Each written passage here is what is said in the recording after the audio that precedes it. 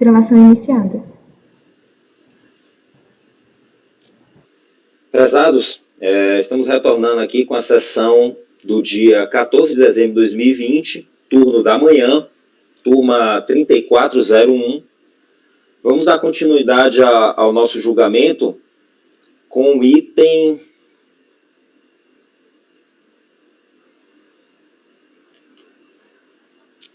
35 da pauta.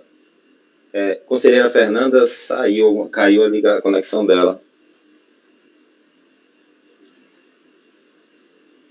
Relatoria do conselheiro Oswaldo, item 35, só item 35. Vamos esperar a conselheira Fernanda retornar, mas pode... já está de volta.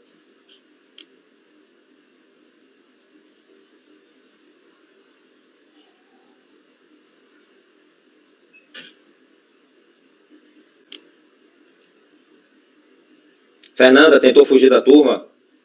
Ficou todo mundo mudo para mim, aí eu tive que sair e entrar, mas agora eu tô aqui, me vendo todo mundo. Tá ótimo, você tinha saído aqui. Então, como eu estava falando, doutora Fernanda, vamos reiniciar o julgamento com o item 35 da pauta, que é a relatoria do conselheiro Oswaldo, Agropecuária Rio Machado. Com a palavra o relator.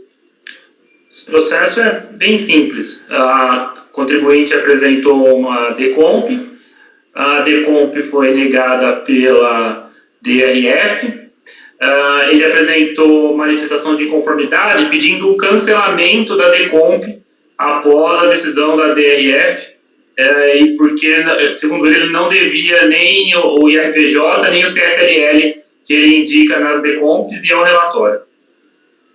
Voto. Nós acabamos de decidir isso no processo do Leonardo. Não cabe cancelamento de DECOMP nem no processo administrativo, nem depois da decisão da DRF, e nem via processo administrativo. É exatamente o que nós decidimos no acórdão do conselheiro Leonardo. E ponto 2, que impedido de compensação, o objeto da lide são os créditos que o contribuinte titulariza, e não os débitos indicados para pagamento. Débitos esses confessados nos termos do artigo 74, parágrafo 6 da Lei 9.430. Ou seja, se ele acha que não deve RPJ, CSLL por período, ele vai ter que demonstrar no processo que tem esse objeto. Como voto. Obrigado, conselheiro Oswaldo. Alguém diverge? Acordo os membros do colegiado por unanimidade de votos em negar provimento ao recurso.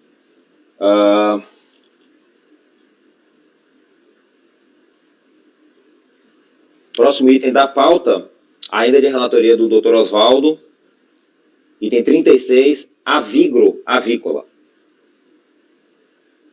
Deixa eu só abrir o meu aqui, rapidão. É o meu esse aqui. Peraí, gente, rapidinho.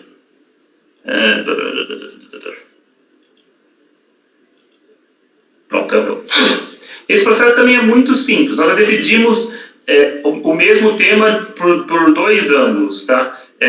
O que acontece basicamente? O contribuinte ele entrou com uma ação para discutir a inconstitucionalidade dos decretos 2455 e 2449 de 88. Na ação que ele propôs, transitou em julgado uma sentença deferindo os créditos para ele, mas limitando o prazo prescricional em 5 anos. E agora ele vem no processo administrativo dizer que o prazo é decenal, porque nós, de acordo com a decisão do Supremo, a tese do 5 mais 5 e etc. Passo para o voto. A recorrente propôs ação que tinha como objeto declaração de constitucionalidade da majoração do PIS operada pelos decretos 2445 e 2449. Sem embargo de ter inconstitucionalidade pleiteada reconhecida por decisão transitada e julgada, a mesma decisão reconheceu que a prescrição dos créditos de titularidade da recorrente, aí diz lá, 5 anos, né? Aqui, prescrição quinquenal, tá aqui. Reconheceu a prescrição quinquenal. Após o trânsito em julgado da referida decisão, o egresso sodalício editou o precedente vinculante, fixando prazo de 10 anos para a restituição e compensação dos tributos sujeitos a lançamento por homologação para os pedidos realizados até 9 de junho de 2005, fato que colocaria em xeque a eficácia da decisão proferida pelo Regional Central. Todavia, a mesma Corte Suprema editou outro precedente vinculante acerca do confronto entre o trânsito em julgado e decisão em sede de precedente vinculante. Ou seja, o próprio Supremo disse assim, o que fazer com a coisa julgada inconstitucional? E nós decidimos exatamente sobre esse mesmo acordo no mês passado. Item 2. Os dispositivos questionados buscam harmonizar a garantia da coisa julgada com o primado da Constituição, alegando ao sistema processual brasileiro um mecanismo com eficácia rescisória de sentenças revestidas de vício de inconstitucionalidade qualificada. Para o reconhecimento do vício de inconstitucionalidade qualificada, exige que o julgamento do STF, que declara a norma constitucional ou inconstitucional, tenha sido realizada em data anterior ao trânsito em julgado das sentenças decorrentes. Como se nota da dicção acima, para que a decisão erga omnes tenha eficácia rescisória de sentença com trânsito de julgado, necessário que a decisão que reconheceu a inconstitucionalidade da norma seja anterior ao trânsito de julgado. No caso em lista, a ação proposta pela recorrente transitou em julgado em 6 de abril de 2004, e a decisão exerce de repercussão geral, que reconheceu a parcial inconstitucionalidade da interpretação que limita em 5 anos a data para restituição, compensação de tributos e lançamento para homologação, é de 11 de outubro de 2011. Em assim sendo, não há como reconhecer os créditos pleiteados pela recorrente. Pelo exposto, admito, por quanto investível, conheço o recurso voluntário negando o provimento. Alguém diverge? Acordam os membros do colegiado, por unanimidade de votos, em negar provimento ao recurso. Próximo item da pauta. 37 e 38 já foram julgados. Item 39 da pauta, Norsk Skog Pisa, conselheiro Ronaldo Souza Dias, passo a palavra. Ronaldo, esse processo Norsk Skog, ele é retorno, né? Esse processo... teve vista. O Oswaldo pediu vista, tá. Eu tenho que ler o relatório tudo de novo? Você consegue fazer um resumo aí? É só o Marcos, que não estava presente, né? Ele precisa se inteirar do processo. Nossa. Eu não vi a minuta ainda lá, tá lá, Ronaldo, na pasta T? Vou colocar aqui. Os dois são iguais, né? Tem o Norte e tem o Pisa, não é isso? O Pisa, pelo que eu tô vendo, ele é do trimestre seguinte, mas é igualzinho, né? Ele só é do trimestre posterior. Eu coloquei também já na minha pasta, tanto o voto do Ronaldo quanto a minha declaração de voto. Estavam na minha pasta, caso... Você vai divergir, né? Tá bom. Então, vou pegar o Pisa, então.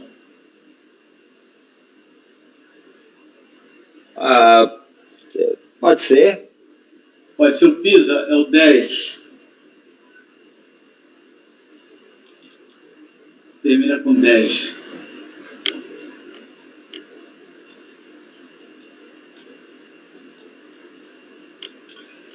O problema aqui...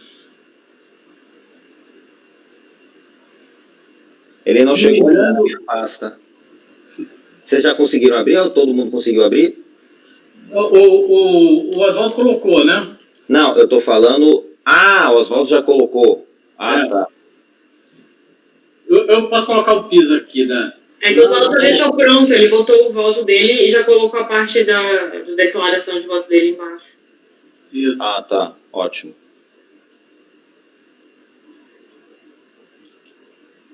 Pô, Oswaldo, eficiência máxima, hein? Para auxiliar aí o presidente dando show na presidência, tá arrebentando mesmo, cara, tá? Até vestiu parece. A camisa, hein? Vestiu a camisa. Até parece. Tá fluindo bem. Todo mundo colaborando, né? Aí fica mais fácil. A coisa tá fluindo. Tá vendo que a gente tá até elogiando o Lázaro. Olha isso, gente. Tem que estar muito bom. O mundo vai se acabar. A pandemia. Pode se acabar pela pandemia. Vai acabar. A Fernanda também tá elogiando, não? A Fernanda entrou de solo agora, né, Fernanda? Mas é sempre, Marcos, né? Tem que ter aquele momento de descontração. Mas eu já falei pra ele, eu acho que ele tá sendo um excelente presidente. Ele tem meu voto pra continuar. Não vou dormir hoje. Viu só? Inclusive, como presidente, ele é melhor conselheiro, porque ele incomoda menos, ele tá mais focado no que importa. Eu tô achando que tem uma malícia nesses elogios aí, Fernanda querendo que eu fique como presidente, eu acho que ela quer que eu fique distraído redigindo acórdão. Tô achando que o objetivo é esse. Nada, né? Não, redigindo pauta, essas coisas aí. Bem, eu vou ler um pouco do voto, Tá. porque tentar ficar aqui guardando casos na memória Não dá. não dá, porque a gente já tem que guardar muita coisa. Claro, fica à vontade, Ronaldo. Olha, então é o seguinte, eu sei que a questão aqui no final da briga aqui vai ser a questão da correção monetária. Mas vamos lá. Registrou-se, o recurso voluntário é tempestivo, o conselheiro Marcos está conseguindo acompanhar aí? Tá. O registrou-se no relatório acima que o CARF, mediante acórdão número tal, atendendo a recurso do contribuinte, havia anulado o processo desde a edição da DRJ, por falta de motivação, conforme ementa abaixo. Cabe ao agente fazendário ter apontado as operações vinculadas a quais CIFOPs foram desconsiderados para efeito de crédito. A falta de motivação acarreta a sua nulidade. Isso aí foi a decisão do CARF, de uma decisão de DRJ que já tinha chegado aqui. Uma vez esclarecido o ponto no âmbito da DRF, mediante parecer, a contribuinte cientificada para se manifestar em 30 dias permaneceu silente. E no novo recurso voluntário não houve qualquer menção à questão. Isso é a questão do CIFOP. Não tinha, em outras palavras, não tinha nada a ver essa questão do CIFOP. Mas tudo bem, levou mais um tempo rodando o processo aí. Ainda, a título informativo, acrescente-se que a questão do CIFOP havia sido analisada no primeiro acordo, anulado, recorrido nos itens 9 e 12 do voto, onde o relator argumentara que não houve glosa efetuada com base nos CIFOP. Mas foi por isso que aqui o CARF anulou e voltou para a DRJ. Considerando o despacho decisório, a folha 403. De qualquer forma, a questão fora reanalisada no parecer Saort, onde se concluiu que, pelo que se depreende do primeiro parágrafo, vou ler só para de negrito. Ou seja, a glosa deu-se por falta de base de cálculo para os créditos e não em razão do CIFOP, conforme apontado nas planilhas 395 e 397. Com isso, temos que os CIFOPs que não foram considerados como bens utilizados, como insumos, estão devidamente analisados no despacho decisório em seus capítulos específicos. Considera-se, então, a questão dos CIFOPs completamente superada, desde que inexiste qualquer manifestação adicional da recorrente. A recorrente contesta no recurso voluntário, ora apreciado, especificamente 3 pontos. 1. Correção monetária. 2. Energia elétrica. 3. Despachantes. Energia elétrica. Em relação à energia elétrica, destaque-se que o crédito referente a ela própria fora devidamente reconhecido. Apenas os acessórios cobrados, juntamente com as faturas da energia elétrica, conforme caracterizou indevidamente a recorrente, foram glosadas. Tais acessórios são a taxa de iluminação pública e multas por atraso no pagamento das despesas de energia elétrica. Não assiste razão à recorrente em sua irresignação, pois mesmo considerando a interpretação vigente para o conceito de insumo mais liberal que a adotada ao tempo da decisão recorrida, não se coaduna com a ideia de essencial ao seu processo produtivo e assim ser suscetível de geração de crédito a despesa relativa à taxa de iluminação pública, muito menos multa por atraso no pagamento da fatura ou qualquer outro acessório de mesma espécie. Além disso, a lei especificou em dispositivo próprio, no artigo 3º, inciso 3, a despesa de energia elétrica como geradora de crédito, fora de qualquer discussão acerca do conceito citado, registrado no inciso 2 do artigo 3º. Assim, os acessórios da energia elétrica devem ser discutidos no âmbito do inciso 3, não dentro do conceito geral de insumo. Aí, de fato, inciso 3, não precisamos ler. O texto legal não autoriza ao intérprete incluir outras despesas a título de acessórios, além da despesa de energia elétrica na base de cálculo de créditos. Ademais, o caso da multa por atraso ensejaria vantagem indevida ao usuário e mora em relação ao usuário pontual, premiando e incentivando a inadimplência. E o tributo, taxa ou contribuição de iluminação pública, por sua própria natureza, não pode ser considerado um acessório do preço pago pelo consumo de energia. Assim, a taxa de iluminação pública, tributo cobrado pelos municípios e a multa cobrada pela concessionária, em razão da mora do usuário, não pode gerar crédito a favor do contribuinte. Despachante. Quanto às despesas com despachante, a recorrente alega que são atividades necessárias à venda das mercadorias produzidas.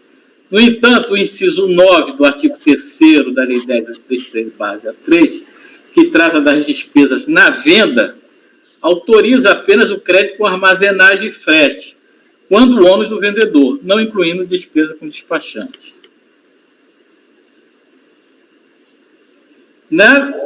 Cito aí a base legal. Na mesma linha do item anterior, a lei especificou em dispositivo próprio, no artigo 3º, inciso 9, as despesas da operação de venda, suscetíveis de gerar crédito, fora de qualquer discussão acerca do conceito citado de insumo.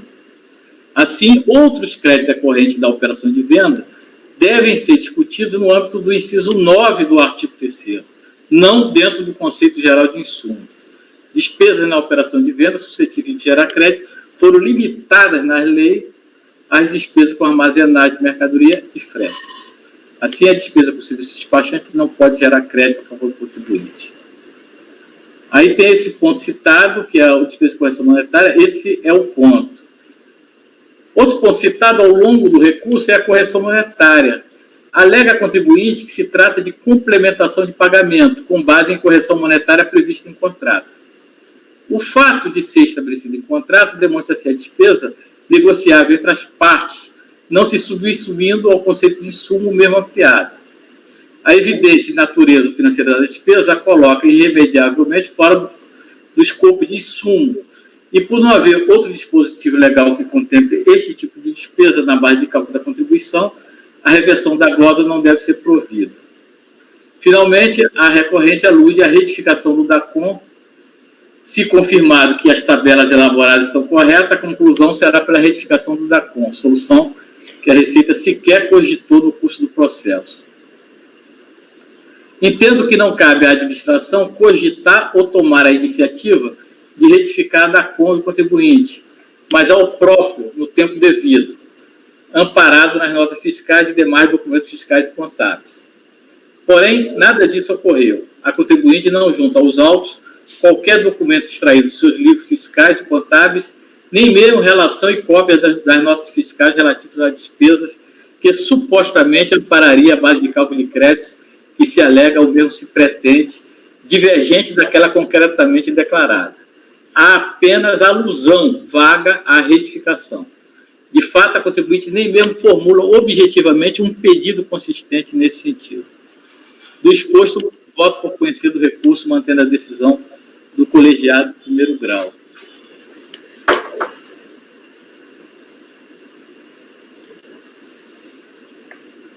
Obrigado, Ronaldo. Passo a palavra ao Dr. Oswaldo para a leitura do seu voto vista. Tá. Traça de pedido de crédito de contribuições não cumulativas referente ao mês de agosto de 2004. Dentre seus pedidos, a recorrente elenca o crédito decorrente de correção monetária. Isso porque, nos termos do bem escrito relatório, tais valores referem-se à complementação de valor de contrato de compra junto à Norsk Skog Florestal.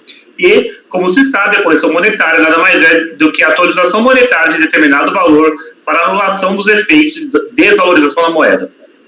De outro lado, alega a fiscalização que a correção monetária tem caráter meramente financeiro monetário, não implicando realmente em maior aquisição de insumos. Ademais, a legislação não previu ou autorizou a incidência de correção monetária na apuração dos créditos a descontar, o que implicaria em injusta correção do valor dos créditos. Pois bem, a recorrente em seu arrazoado coloca sobre o mesmo teto conceitos que guardam pontos de semelhança, porém são díspares. Correção monetária e complementação de valor. Correção monetária e complementação de valor visam trazer a dívida histórica a valor presente. Em virtude de nossa constante inflação, disfarçada ou não, o poder de compra expresso em números hoje, amanhã fatalmente estará defasado. O que importa é o desequilíbrio econômico dos negócios, o qual se procura evitar, ora com a complementação de valor, o ajuste monetário, ora com a correção monetária. Justamente por esse motivo que a jurisprudência dispõe, a correção monetária não é um plus que se acrescenta, mas um mínus que se evita. Todavia, a simples complementação pressupõe alguma aleatoriedade no pagamento do preço a prazo, porém dentro do vencimento, como, por exemplo, pagamento de commodities com preço fixado em bolsa ou ainda variações cambiais positivas ou negativas.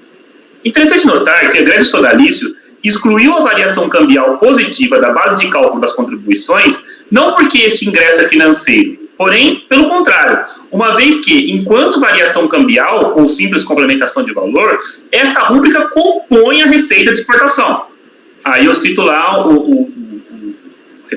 repercussão geral, e no item 4, consideram-se receitas decorrentes de exportação as receitas das variações cambiais ativas. Ou seja, ele está dizendo, isso é receita. Já a correção monetária prescinde de qualquer aleatoriedade ou prazo de pagamento. Contudo, pressupõe mora, atraso do pagamento ou dano. Com efeito, dispõe o artigo 389 do CC, capítulo inadimplemento das obrigações que, não cumprida a obrigação, responde o devedor por autorização monetária. O artigo 395 reforça que responde o devedor pelo prejuízo que der causa mais atualização monetária. Ainda, o artigo 808 destaca que aquele que enriquecer sem causa a custo de outrem é obrigado a ressarci-lo com a devida correção monetária. Dessa forma, ao passo que a mera complementação de valor, como a correção monetária, tem como causa única e direta contraprestação ou venda de mercadorias e serviços, e por isso receita, além da contraprestação, a correção exige mora, atraso, dano, e por tal motivo não é receita, não compõe o valor decorrente da venda de mercadorias. Feito o discrimen acima, sem embargo da recorrente dispor que o valor da nota 242, da nota de folhas 242, refere-se à complementação do valor, não há nos autos nada que indique que tal valor não se trate de simples correção monetária, como aliás descreve a própria nota, que eu colaciono aí. Em rigor, por tratarmos de pedido de crédito, em assim sendo, por tratarmos de pedido de crédito em que o ônus probatório é do contribuinte, em rigor a glosa. Veja só, na verdade eu estou acompanhando o Ronaldo pelas conclusões. Eles, não é correção monetária, qualquer tipo de correção monetária ou complementação do valor não é receita, então, ponto. Eu estou fazendo um discrimen aqui, estou dizendo, não, peraí, vamos ver. A atualização de valor, como no caso de commodity, como no caso de pagamento em moeda estrangeira, e que só um mero fator de você recompor o valor, isso entra na base de cálculo. Agora, se tem mora, é como os juros devidos em conta de luz, como os juros e correção monetária devida na conta de luz. Nós não consideramos que isso é contraprestação de energia elétrica. Contraprestação é só aquilo que é pago pago a título de contraprestação de energia elétrica. E além desse fato de não existir prova de que não se trata de mera correção monetária, os valores são idênticos, a indicar que muito provavelmente isso é um parcelamento. Ou seja, a recorrente, no caso, ficou devendo para a Norsk Skog e foi pagando parcelado. E nesse parcelamento incidiu a correção monetária. Por isso que ela chama de nota de correção monetária. E por esse motivo, eu nego o provimento. Obrigado, conselheiro Oswaldo. Bom, olhando aqui o voto do Ronaldo, nesse ponto que ele fala é o seguinte: outro ponto citado ao longo do recurso é a correção monetária. Alega a contribuinte que se trata de complementação de pagamento com base em correção monetária prevista em contrato. Entretanto, não se confunde a natureza da despesa de correção monetária ou de juros ou de multa moratória com a natureza da despesa com o próprio insumo, restando aquelas despesas fora do conceito de insumo e por não haver outro dispositivo legal que a contemple, deve permanecer fora da base de cálculo da contribuição. Assim, a reversão da glosa não deve ser provida. Me parece, Oswaldo, que eu não consigo ver uma divergência, fundamentos tão diferentes assim. Vocês chegaram na mesma conclusão, Quando ele fala que se trata de complementação de pagamento no sentido de que faltou a correção, ou de que ele atrasou e incidiu, ele tinha que complementar isso. Não me pareceu que foi no sentido, vou passar a palavra ao conselheiro Ronaldo, ele vai separar, mas não me parece que foi no sentido dessa aleatoriedade de commodities, que podem ter alguma variação e que após um pagamento inicial se constata que o valor devido, na verdade, foi outro, admite-se essa variação e se faz uma complementação nos casos das commodities. Me pareceu muito igual, não vejo motivo para analisar e voltar pelas conclusões, mas vamos ver o colegiado, né? Doutor Ronaldo, o que você acha? Realmente está diferente? Você quer acrescentar isso no seu voto?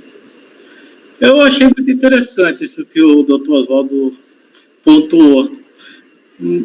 Eu teria que pensar, eu por enquanto vou manter minha posição, porque esse voto que o conselheiro Oswaldo acabou fazendo em cima da NOSC foi o melhor que ele poderia fazer em cima da NOSC mesmo, porque eu tinha feito o processo da PISA, isso lá naquela ocasião, e depois eu fiz o da NOSC. E o da NOSC eu enxuguei um pouco mais a minha argumentação do que no PISA. Aí, então, é só esse parágrafo que está aí, esse que o presidente acabou de ler. Outro ponto citado ao longo do recurso é a correção monetária. Não se confunde a natureza da despesa, por isso não é insumo, né? Mas, pelo que eu entendi, ainda lá naquela ocasião, o conselheiro Oswaldo tinha pontuado o seguinte, que é como se a correção fizesse parte do valor do próprio insumo. A correção monetária não é algo novo que está se acrescentando como insumo, mas fazendo parte do valor do insumo. Mas o Oswaldo não pensa assim. Hein? Oswaldo não pensa assim. Não pensou assim, não? Mas na outra vez ele falou assim, não foi? A minha divergência é só em um ponto específico. Eu não entendo que qualquer complementação de valor não faça parte da receita de PIS e COFINS. Assim, é complementação de valor, então não faz parte da boa análise. Que é mais ou menos o que parece que o voto do conselheiro Ronaldo vai por esse caminho. Se ele me disser, não vou por esse caminho, eu vou dizer que é só a correção monetária mesmo, porque envolve mora, porque envolve atraso, porque aí envolve um outro fator que não a contraprestação por mercadorias e serviços. Acompanha na íntegra. Agora, você fala, não, qualquer complementação de valor não é receita não é base de cálculo de PIS da COFINS, aí eu vou pelas conclusões. Porque, não é assim. Só a correção monetária, porque correção monetária é um conceito técnico-jurídico, que envolve mora, como eu acabei de demonstrar, e por isso, nesse ponto, eu preciso analisar. Isso aqui é complementação ou é correção? No caso, eu cheguei à conclusão que é correção, e por isso eu estou negando o provimento. Entendi. Conselheiro Ronaldo, você poderia retirar essa expressão alega contribuinte que se trata de correção monetária ao invés de complementação de pagamento com base em correção monetária, ou você quer manter exatamente nesses termos, a gente coloca em votação a divergência em relação aos fundamentos? Isso aí... Você pode agregar o voto do conselheiro Oswaldo? Eu acho melhor deixar desse jeito aí, até para esse processo talvez servir de paradigma. O que eu prometo é depois de estudar essa questão. Você não quer retirar essa expressão que se trata de complementação de pagamento, não? Alega contribuinte se trata de complementação de pagamento. Você deixaria assim, alega contribuinte que se trata de correção monetária prevista em contrato. Isso satisfaria o Oswaldo? Não sei também. Mas é porque daí a própria contribuinte faz essa alegação, né, de que é uma complementação de valor. Aí você precisa analisar inteiro, então... Tá, então vamos colocar em votação. Eu acho que em relação aos outros itens aqui não houve nenhuma divergência, né, ninguém se manifestou. Então, ambos, tanto o conselheiro Oswaldo quanto o conselheiro Ronaldo, entendem que a correção monetária não é devida, não dá margem a gerar créditos para o contribuinte, mas eles têm fundamentos distintos, acho que vocês entenderam bem. Conselheiro Carlos Pantaroli, você acompanha o relator, acompanha pelas conclusões, como é? Acompanha o relator. Ok. O conselheiro Oswaldo já se manifestou. O conselheiro Ronaldo é o relator. O conselheiro Marcos, por favor, como vota? Eu vou acompanhar o relator. Eu entendi bem o contexto mais amplo, né? Vamos dizer assim, que o conselheiro Oswaldo colocou. Ele trouxe outros fundamentos, inclusive lá do Código Civil e tal. Mas, assim, eu acho que o que o conselheiro Ronaldo colocou, no meu entendimento, ele foi até mais sucinto, mas não está errado. Então, vou acompanhar o relator. Ok, obrigado. Conselheira Fernanda? Eu vou acompanhar a divergência e principalmente pelo fato de que commodity, quando tem contrato de fornecimento contínuo de longo prazo, é normal que você possa fazer ajustes de venda, de preço de venda. E isso é o preço, de fato, do insumo. Né? Então, de fato, em contrato de longo prazo, com fornecimento contínuo, principalmente commodity, tudo aquilo que o Oswaldo contou, aquilo acontece de fato, e aquilo é insumo, e aquilo vai dar direito a crédito, que não é o caso aqui. Então, acho que essa diferença ela é bem-vinda. Mas, no geral, essa rúbrica não se dá o nome de correção monetária, se dá esses contratos? Não, mas esse é o negócio, é porque a questão é, uma coisa não é a outra, mas a outra coisa pode ser uma pela forma como foi colocada aqui, entendeu? Então, assim, aqui foi tratado como sinônimo algo que não é sinônimo. E aí, para que a gente não comece a utilizar isso como sinônimo e gerar problema no futuro. Nesse caso atual, realmente, o que o Ronaldo colocou está perfeito, não tem diferença nenhuma. É muito mais se a gente conseguir, se a gente começar a pegar a parte teórica do Ronaldo e aplicar em outros, entendeu? Aí a gente pode ter problemas. No caso que ele analisou, está perfeito. É só para não generalizar aquilo. Então, assim, no caso concreto, no julgado concreto, não sei se houve de fato essa diferença de fundamento entre os dois. Mas é porque, assim, correção monetária não é agregação de valor, entendeu? Correção monetária é correção monetária. Eu digo em fato de votar pelas conclusões ou não, acho que de fato, como o Lázaro falou, talvez você não esteja de fato votando só pelas conclusões no caso concreto. É que no caso... No caso concreto, esse é o problema. Eu não posso... Quando eu voto com ele, eu estou votando dentro de tudo que ele apresentou como regra. E essa é uma dos critérios que ele coloca. E eu não concordo com esse critério. Porque, na prática, tem uma diferença conceitual importante com repercussão prática. Inclusive, para fim de conceito de insumo. Então, assim, tipo, se ele quiser modificar, eu voto com ele porque, de fato, o entendimento dele para o caso concreto, legal. O entendimento dele em termos teóricos, não concordo. Inclusive, já vi muita coisa na prática esse tipo de contrato. Esse tipo de contrato é um contrato muito comum. Ok. Obrigado, doutora Fernanda. Conselheiro João Paulo. Vou votar com a divergência, presidente. Obrigado. Doutor Leonardo, como vota? Eu vou com a divergência também, presidente. Eu vou acompanhar integralmente o relator, porque eu não entendo que ele colocou que qualquer complementação de pagamento não possa ser abrangida. Ele botou complementação de pagamento com base em correção monetária prevista no contrato. Ele especificou que complementação de pagamento era essa. Então, por esse motivo, mas também concordo integralmente com a colocação do conselheiro Oswaldo. Realmente, se fosse uma forma genérica para tudo, eu acompanharia a divergência. Nesse caso, nós tivemos um empate. E o que é que acontece com esse empate? É pedido de crédito, não se aplica, é voto de qualidade ainda. O resultado é o mesmo, né? É só registrar, ou registra ou não registra as conclusões, né? Existe uma orientação para votação sobre conclusões. Estou tentando encontrar aqui agora, só um segundo. Agora, registrar as conclusões, não importa até quantos votaram pelas conclusões, não é demais e não é contrário a nenhuma regra. É até bom. Sim. De qualquer forma, o Oswaldo vai apresentar o voto de vista dele. Então, também é só colocar que... Tem declaração de voto? Acho que... já dá pronta a declaração. O Oswaldo já até deixou registrado como declaração de voto. Declaração de voto. Acompanharam pelas conclusões nos termos do voto vista. Isso. Voto é da declaração de voto, acho que fica até. A declaração de voto, isso, declaração de voto. Tem uma orientação aqui do CAF que não tá, é uma interpretação já da portaria que diz que no caso que metade do colegiado vota pelas conclusões, deve se aplicar o artigo 63, parágrafo 8º, anexo 2 do RICAF, não se aplica a nova lei e não há qualquer mudança, porque diz respeito a empate nos fundamentos e não no resultado de julgamento.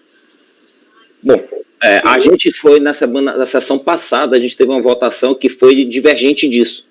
A gente teve uma votação que foi em questão de matéria de direito de autoinfração, eu acho, foi pelas conclusões e a gente acompanhou a matéria. E no caso, a orientação do CAF, a interpretação que eles fazem da portaria é que a votação pelos fundamentos deve preservar o voto de qualidade. Não estamos vinculados a isso. Eu também concordo com a decisão que a gente teve anteriormente. Mas, enfim, acordam os membros do colegiado por voto de qualidade em negar provimento ao recurso, vencidos os conselheiros. Não, foi unanimidade. Foi pelas conclusões. Perdão, desculpa. Acordo mesmo colegiado por unanimidade em negar provimento ao recurso. Votaram pelas conclusões os conselheiros Oswaldo, Fernanda, João Paulo e Leonardo Branco. Mas só na questão da correção monetária. Isso, só na questão da Votaram pelas conclusões em relação à matéria da correção monetária. Tá, eu vou pedir um segundo aqui, para eu redigir isso aqui certinho, tá?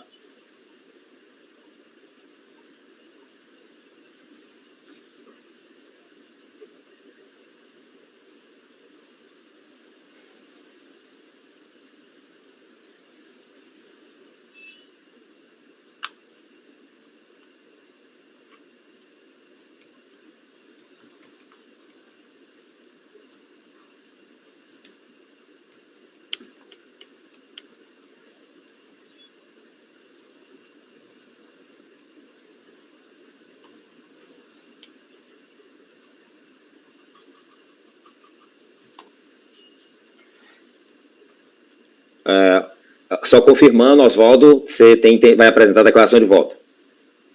Perfeito.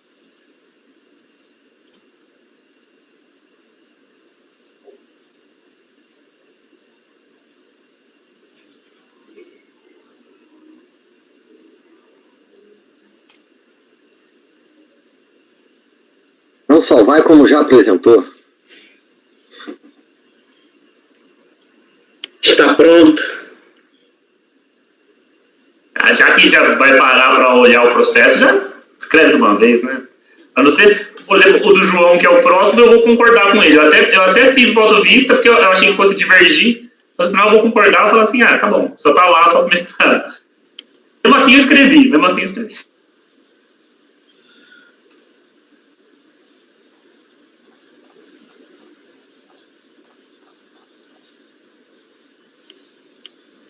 Fazer o voto, você ganha os mesmos pontos do processo?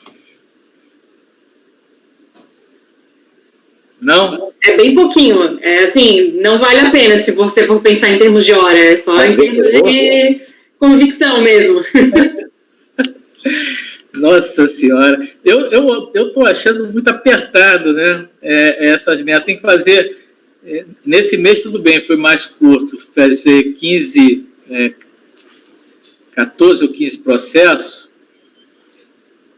num período até metade do mês, né? Quer dizer, os processos têm um grau muito baixo, meta muito apertada, às vezes você quer aprofundar mais um tema e não tem condição, porque senão você deixa de fazer os seus processos, né? E fora que, na verdade, não tem nada a ver a gente ganhar muito menos do que a DRJ, sendo que a gente tem que avaliar um processo maior do que a DRJ avaliou, né? Não é como se a gente pudesse ignorar tudo que veio antes da decisão da DRJ.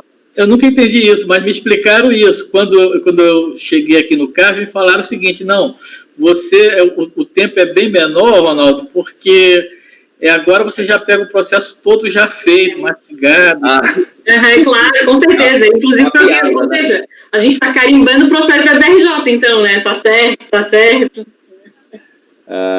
Pessoal, então ok. A decisão pronunciada, ela ficou valendo para os processos 39 e 40. O conselheiro Oswaldo vai apresentar a declaração de voto em ambos. E o próximo processo da pauta é o item número 41, recorrente a Unisys Brasil. Conselheiro João Paulo tem o item 41, 42, 44, 41 a 44. Conselheiro, os processos são todos iguais, João Paulo? São sim, presidente, todos iguais. Ok, passo a palavra. Presidente, eu estou propondo aqui a diligência pela seguinte razão. Né? Primeiro, nós estamos diante de decompte e demonstração do direito creditório. Em todos aqui,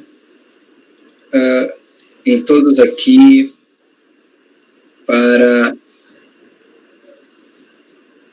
segundo, isso, exato, em todos são iguais. Então nós estamos falando aqui de direito creditório, todos por pet comp, e nós temos a juntada de documentos. João, desculpe, eu não estou achando aqui na pasta. Presidente. Errado. Não, é porque estão na pasta de outubro, né? Que todos voltaram. Desculpa, perdão. Então, estão todos na pasta de outubro. Eu não coloquei novamente. Tá. Qual o número da pauta esse daí? Vai se aplicar? 41. Isso, na verdade são iguais. O 41, 42, 43, 44, e até 44, conselheiro Leonardo. Ok. Como eu havia dito, trata-se aqui de juntada de documentos quando do recurso voluntário,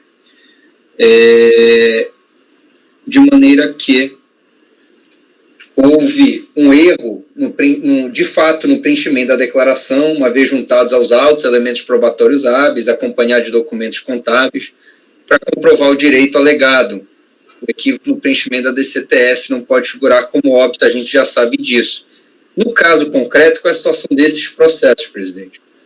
A recorrente juntou aos autos uma série de documentos contábeis, entre eles resumo de apuração, PIS/COFINS, memória de cálculo das receitas financeiras, DACON, livro-razão, balancete, planilha de variação cambial, no intuito de demonstrar o erro e seu direito creditório. A autoridade julgadora, orientando-se pelo princípio da verdade material, então, na apreciação da prova, deve formar livremente sua convicção mediante a persuasão racional, decidindo com base nos elementos que a gente já conhece, admitidos em direito do artigo 15 e 29 do decreto 70.235, assim como cotejando isso com o 16 do 70.235. Então, aqui eu estou propondo diligência para que a unidade de piso analise esses documentos que foram juntados a nível de recurso voluntário quando da verificação do direito creditório da recorrente. Essa é a minha proposição. E aí o conselheiro Oswaldo havia pedido vistas, né? E creio eu que tem alguns comentários a fazer, não é isso? Ok, obrigado, João. Oswaldo, por favor. Eu vou ser bem breve, porque eu estou acompanhando o conselheiro João Paulo em boa parte. Está na pasta lá o meu voto visto. O que acontece? O que nós estamos discutindo aqui é crédito decorrente de... Na verdade, a recorrente em primeira instância não junta documento nenhum e apresenta uma manifestação de inconformidade tanto quanto sucinta, de um parágrafo exatamente. Em recurso voluntário, ela alega que o que nós estamos discutindo são receitas financeiras, o que ela pede como crédito são receitas financeiras da atividade dela, que ela havia pago de maneira equivocada, e traz os documentos citados pelo João, o DACOM, o balancete, o livro razão, planilha de cálculo e etc. Em sede de voluntário. Porém, aí analisando, em primeiro ponto, eu concordo com o João sobre a apresentação de provas em sede de recurso voluntário, plenamente possível. Mas, no segundo caso, quando nós nos debruçamos sobre as provas que o contribuinte trouxe, a única prova que ele trouxe realmente são das variações cambiais positivas. Ele não traz nenhuma prova de receita financeira nenhuma, só das variações cambiais positivas no caso da exportação. Então, talvez um pouquinho mais específico, conselheiro João, eu estou votando por converter o julgamento em diligência, dentro do que nós acabamos de tratar, né? Eu até tinha dado provimento de manhã cedo, mas aí eu discuti e falei assim, não, agora já mandei diligência, era para diligência de novo. Para que a unidade preparadora analise e quantifique o crédito de receita de variação cambial positiva, de acordo com os documentos que tem nos autos, e devolva para julgamento. São os esclarecimentos que eu me proponho a fazer.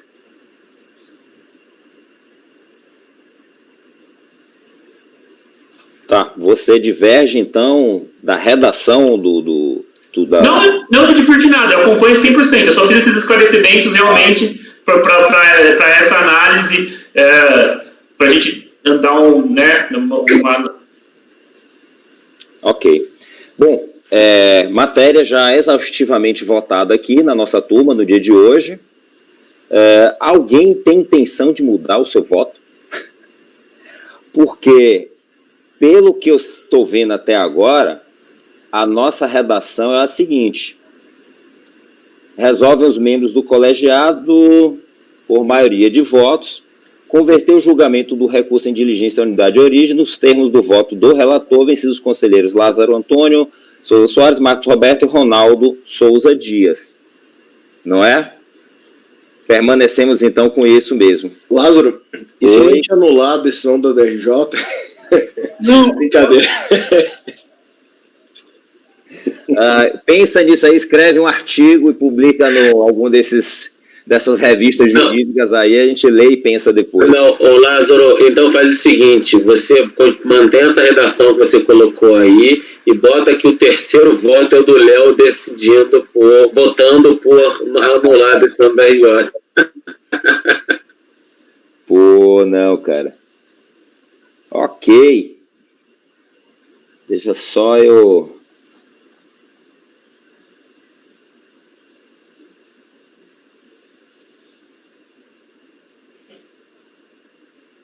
Tá. Então, para os itens 41, 42, 43 e 44 da pauta, o resultado vai ser: resolvem os membros do colegiado, por maioria de votos, converter o julgamento do recurso em diligência à unidade de origem, nos termos do voto do relator, vencidos os conselheiros Lázaro Antônio, Marcos Roberto e Ronaldo Souza Dias. Manifestou a intenção de apresentar a declaração de voto, conselheiro Lázaro Antônio Souza Soares. Próximo item da pauta, também relatoria do conselheiro João Paulo, item 45, Navesa. Presidente, só para esclarecer, esse item está no mês de novembro, que foi uma retirada de pauta por tempo de julgamento e voltou agora para essa. Então, o voto está lá em novembro, devidamente juntado. Obrigado. Aqui, presidente, se me permite, a gente está falando aqui de repetitivo, tá? Então, matéria PIS, PASEP, COFINS, base de cálculo, inclusão dos valores computados com receitas que tenham sido transferidas para outras pessoas jurídicas, o artigo 3º, parágrafo 2º, em 3 da 9718, não aplicabilidade. Então, passando aqui para o voto, a interposição do recurso voluntário se mostra tempestivo, segue os requisitos legais de admissibilidade, razão pela qual merece ser conhecido por este Conselho. Investindo preliminares, passo ao exame do mérito, onde trata a matéria exclusivamente sobre a ausência de regulamentação do Poder Executivo do artigo 3º, parágrafo 2º, inciso 3, da Lei 9718 e sua repercussão na possibilidade ou impossibilidade da exclusão das receitas transferidas a outras pessoas jurídicas da base de cálculo do PIS. Em caso, verifica a matéria, já foi decidida pelo Superior Tribunal de Justiça em regime de recursos repetitivos, conforme aqui transcrevo, peço a vênia para não ler. E não é outro entendimento também, já pacificado aqui por este Conselho em relação à matéria, em vários acordos aqui, inclusive na nossa turma, que eu os destaco no fundamento do referido voto. E o artigo 62, parágrafo 2º, só cotejando isso, que é do regimento interno do CARF, que dispõe sobre a aplicabilidade das decisões em nível dos tribunais superiores em repetitivo ou repercussão geral. Então, destarte, adiro ao posicionamento consignado, de maneira que, com base em todas as razões anteriormente expostas, voto pelo conhecimento do recurso e, no mérito, por negar-lhe o provimento, é como voto, presidente. Alguém diverge? Acorda os membros do colegiado por unanimidade de votos em negar provimento ao recurso. Encerramos o dia. Temos uma boa recuperada, hein? Pessoal, bom, eu vou pedir ao Léo e à Patrícia para encerrar a gravação, por favor. Ok, presidente.